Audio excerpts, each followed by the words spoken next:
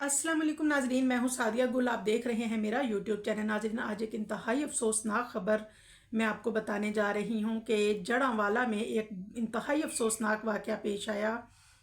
दो ख़वातीन शाजिया और शमशाद एक बड़े रिक्शे पे अपने बच्चों के साथ जो है वो तकरीबन उस रिक्शे वाले को मिला के 11 अफराद उस रिक्शे पे सवार थे। और ये दोनों ख़वातीन जो हैं जड़ांवाला अपने आबाई घर ईद की छुट्टियां गुजार के मेके में अपने आबाई घर जड़ांवाला जा रही थी।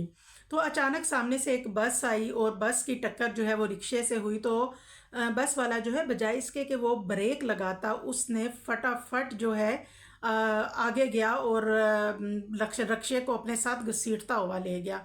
और मौके पे ही जो रिक्शा ड्राइवर था वो भी हलाक हो गया। शाजिया और शमशाद दोनों हलाक हो गई।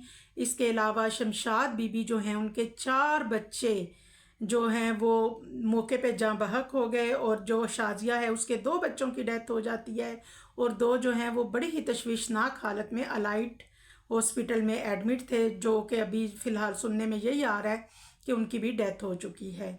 यानी कि एक ड्राइवर की गफलत ने पूरे ख़ानदान यानी पूरी नस्ल को तबाह कर दिया।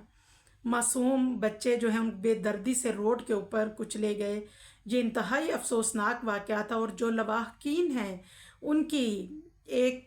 उनकी दरख्वास्त है जो वहाँ के मरियम नवाज से कि वो इस वाक़े का नोटिस लें, क्योंकि उन्होंने माँ और बच्चे यानी हमारी पूरी नस्ल ख़त्म कर दी है।